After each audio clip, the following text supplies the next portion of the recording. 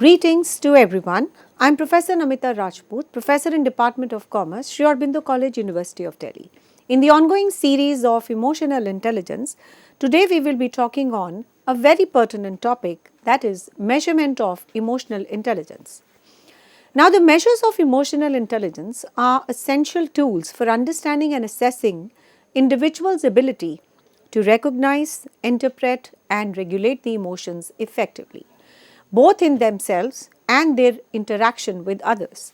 Since the concept of emotional intelligence gained prominence in the year 1990 through the work of psychologists Peter Salovey and John Mayer and its subsequent popularization by Daniel Goleman, the field has witnessed a growing interest in quantifying these emotional competencies.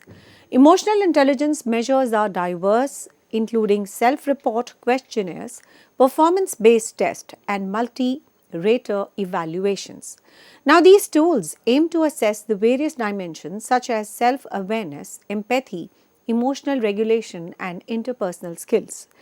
They provide the valuable insights into how emotional intelligence influences the personal and professional success, contributing to enhanced relationship, decision making, and leadership. The evolving understanding of emotional intelligence has underscored the importance of reliable and the valid measurement techniques. Now, these measures not only enhance the self-awareness and the personal development, self-awareness and personal development, but also play a very crucial role in research, education, and organizational practices, offering a deeper understanding of human behavior and its impact on the various domains of life. Measuring emotional intelligence means understanding how well someone can identify, manage, and use the emotions effectively in their daily life. Different experts have created the models and the tools to measure the emotional intelligence in practical ways. Let's explore some of the key methods in a very simpler manner. Now, the first is Peter Salovey and John Mayer's approach. The Salovey and Mayer were amongst the first to study the emotional intelligence. They described it as a person's ability to understand the emotions, that is, recognizing the emotion in oneself and others, and manage the emotions, that is, controlling the emotions to handle the situations calmly. The next is your use of emotions, applying the emotions to solve the problem or make the decisions. They created a test called Mayer-Salovey-Kassapian Emotional Intelligence Test, that is MSCEIT, which checks how well a person identifies the emotions, like understanding someone is sad by looking at their face, and the things using emotions like being creative when feeling inspired. It also understands how the emotions work. For example, knowing why someone feels angry. Control the emotions like staying calm during a heated argument. The next is your Daniel Goleman's competency model. The Daniel Goleman made the emotional intelligence popular through his book Emotional Intelligence, Why It Can Matter More Than IQ. The Goleman method focuses on 5 main areas. The first is your self-awareness, the second is your self-regulation, and the third is your motivation. The self-awareness talks about knowing your own emotions and how they affect you. The self-regulation is all about controlling the emotional reactions like staying patient. The motivation is all about using emotions to stay positive and achieve the goals. The next is your empathy, understanding and feeling others' emotions. The next is your social skills, managing the relationship and communicating very well. The Goleman also developed the tools like emotions and the competency inventory, that is emotional competency inventory, we call it as ECI, to help measure these areas. The third method of measurement of emotional intelligence is all about the Richard leadership model. Now, this model studied how emotional intelligence affects the leadership and the teamwork. He explained that strong leaders need emotional and social skills to inspire and guide effectively. His approach measures the self awareness, that is, understanding the personal strengths and the weaknesses. The next is your emotional control, staying calm under the stress, the team interaction, how well someone works with others. Now, this model created the tools like emotional competence inventory to measure these skills in the workplaces and also in case of leadership roles. The fourth model is your Travis, Bradbury, and the Jean Greaves practical approach. Now, this approach focused on making the emotional intelligence easy to measure for everyone. They created the emotional intelligence appraisal, which helps the people understand their emotions, teaches how to control emotions in tough situations, and shows how to improve the communication and also the decision making skills. This tool provides the personalized feedback and advice, making it very easier to improve the emotional intelligence step by step. Now, the key features of measuring the emotional intelligence: when we measure the EI, we need to ensure that the process is accurate and meaningful. So, we will be talking about some of these important characteristics. The first characteristics which we are going to talk on is validity. The second is your reliability, and third is your standardization. So, let's see them one by one. The first, validity. The measurement should focus on the real emotional skills like empathy or self control and not unrelated things. This is the first characteristic. The second, what we'll discuss today, is reliability. The results should remain consistent if the same person is tested multiple times. So that's we call it as reliability. That is, there is no variation in the results if the person is tested twice. The third is your standardization. Everyone taking the test should follow the same process to ensure the fairness. The next characteristics what we are going to talk on is multi-dimensionality. Emotional intelligence isn't just one skill. It includes the multiple abilities like managing emotions, showing empathy, and also the building of relationships. Objective and subjective measures. First is your objective tools, the situational test that check how someone reacts in the real life scenarios. The second is your subjective tools, that is the self-reports where people share how they feel about their emotional abilities. Now, when you talk about the characteristics of measurement of the emotional intelligence, it is a vital skill in organizations, influencing not only the leadership, the teamwork, and also the workplace harmony. Measuring of emotional intelligence effectively requires the tools that are very valid, reliable, standardized, multidimensional, and capable of combining the objective and subjective assessments. Now, these characteristics are very essential for capturing the complexities of emotional intelligence and applying the insights to improve the organizational dynamics. The first is your validity. The definition is that the validity ensures that the emotional intelligence measurement tool accurately evaluates the emotional intelligence, it constructs it, and is designed to measure, such as self-awareness, empathy, and also the social skills. We will now be talking about the types of validity. We have two types: content validity and construct validity. Now, when you talk about the content validity, it ensures that the tool comprehensively covers all the dimensions of emotional intelligence, such as self-awareness, empathy, and the social skills. Whereas when you talk about the construct validity, it is about the measurement which aligns with the established emotional intelligence theories such as Salovey, Meyer, or Goldman framework. The third is your criterion validity. It demonstrates a very clear relationship between the emotional intelligence scores and the desirable outcomes, such as the leadership success or effective conflict resolutions. The next is your illustration. A leadership assessment tool with the high validity should show a strong correlation between a leader's emotional intelligence scores and their ability to mediate the conflict or maintain the team morale under the pressure. Let's take an example here.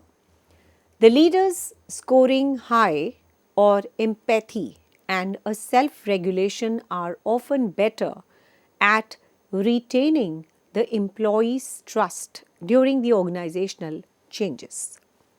The next is your reliability. The reliability refers to the consistency and the stability of an emotional intelligence measurement tool, ensuring that the results remain accurate over the time or across the different contexts. The characteristics of the measurement of emotional intelligence is about types of reliability.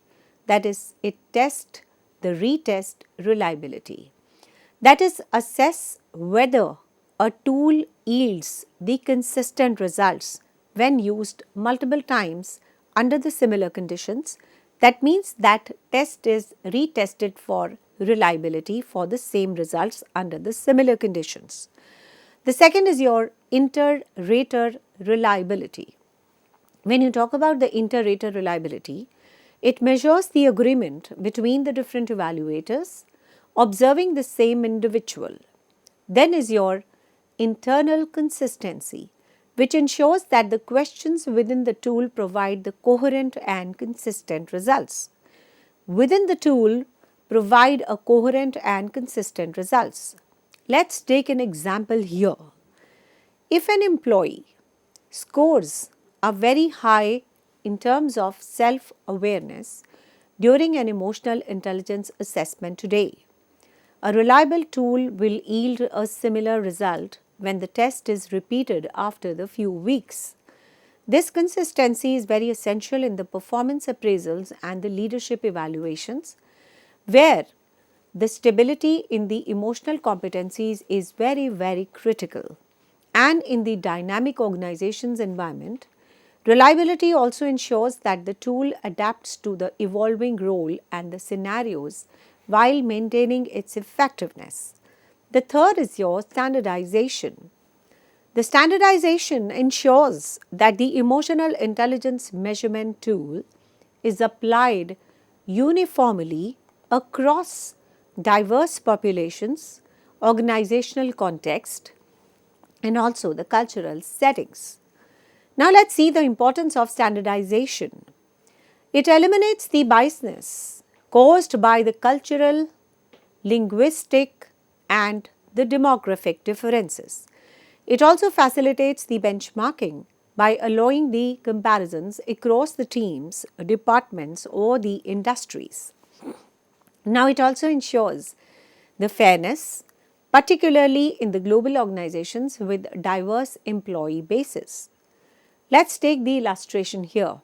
A multidimensional company may use a standardized emotional intelligence tool that incorporates the situational questions adapted to a regional context. For example, employees in India, the USA, and Japan might face culturally relevant workplaces scenario, but the evaluation criteria remains very consistent. This ensures the comparability and the fairness, allowing the organizations to develop the cohesive emotional intelligence strategies.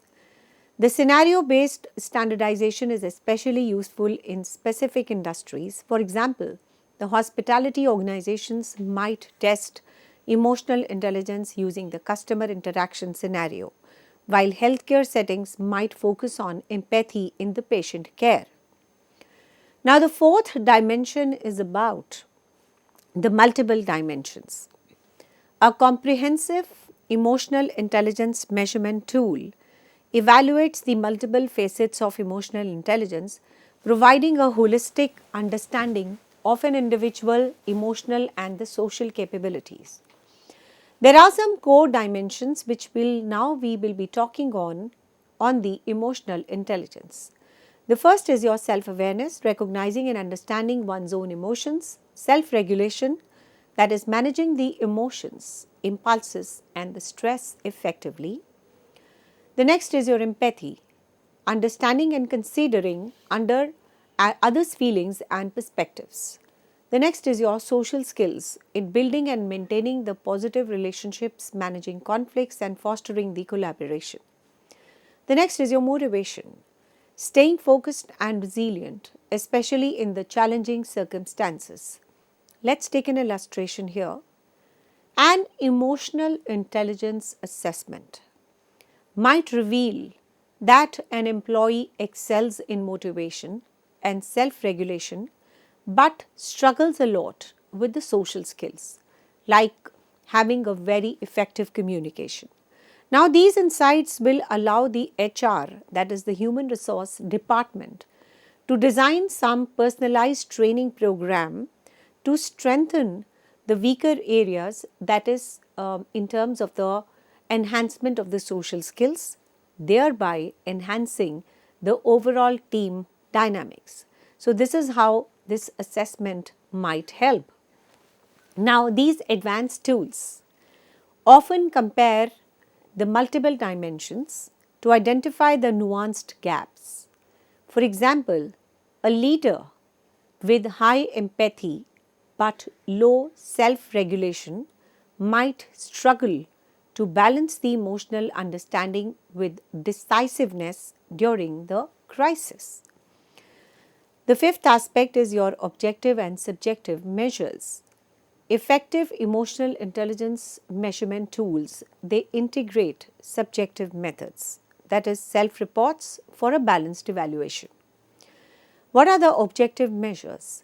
Performance-based assessment evaluate the responses to the stimulated scenarios, such as conflict resolution or the teamwork challenges.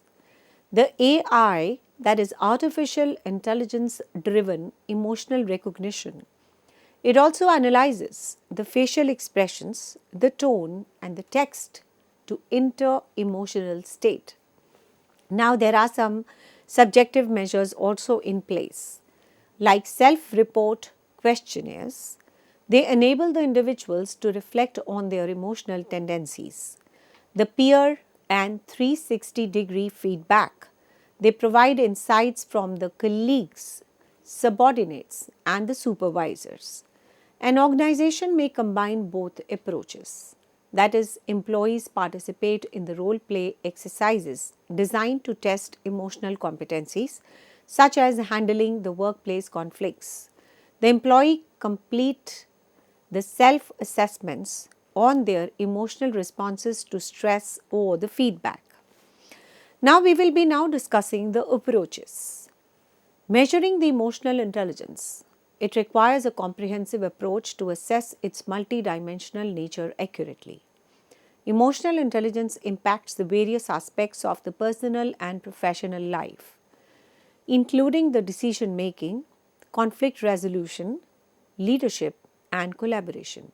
This makes its measurement essential for the personal development, team dynamics, and organizational success.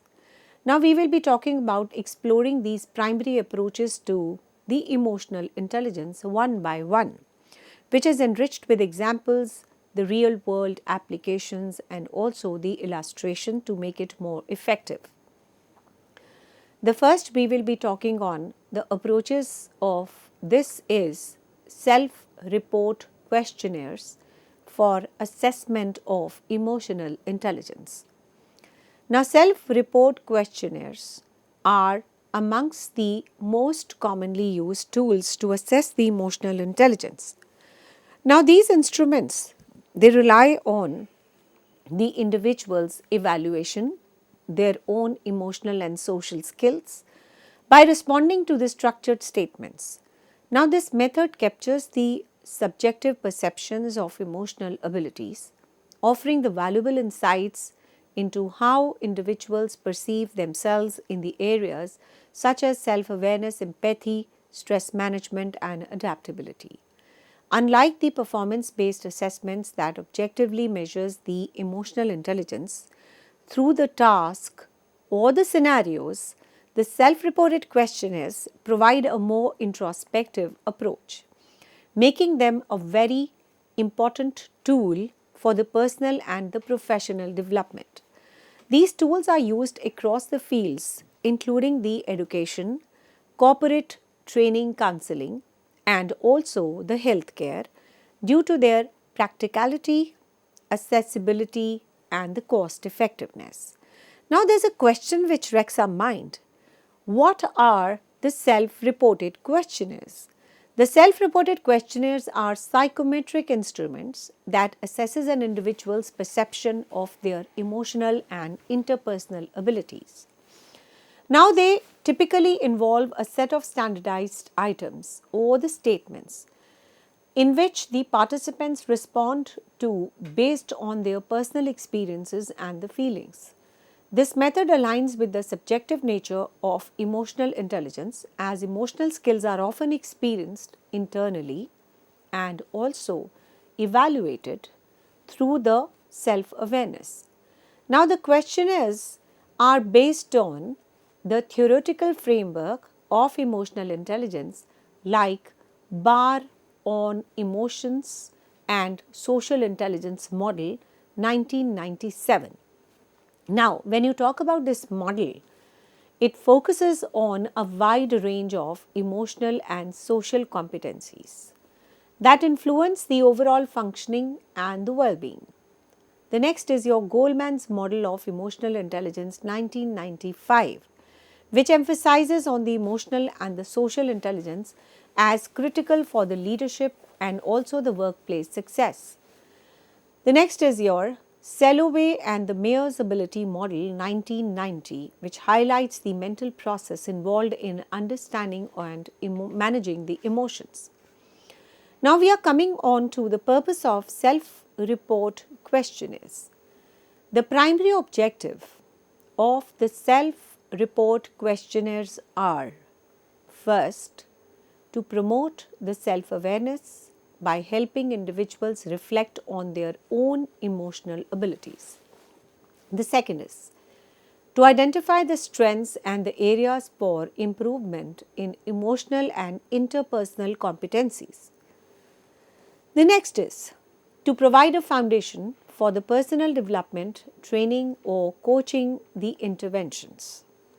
The next is to serve as a diagnostic tool in educational workplace or therapeutic settings. Now, coming on to the structure and the mechanism of self-report questionnaires. Self-report questionnaires follow a structured format that ensures the consistency and the reliability. The process can be broken down into key competencies.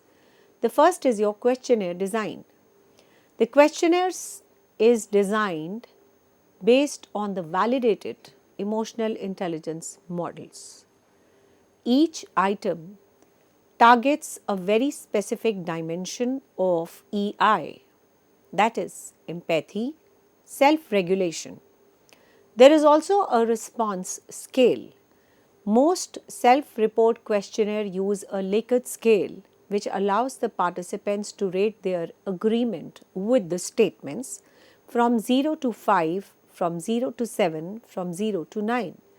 And these scales include 1, strongly disagree, to 5, strongly agree, 1, not at all true, and 7, always true. Sample statements are: I recognize when I'm feeling stressed. I find it easy to empathize with others' emotions. I can stay calm and composed in the difficult situations. And then there is a scoring. The scores are calculated for each EI dimension and compared to the predetermined benchmarks, for example, high, moderate, and low. And the composite scores may also be provided to represent the overall emotional intelligence. So, the interpretation is that the results are analyzed to identify the patterns and the trends in the emotional abilities.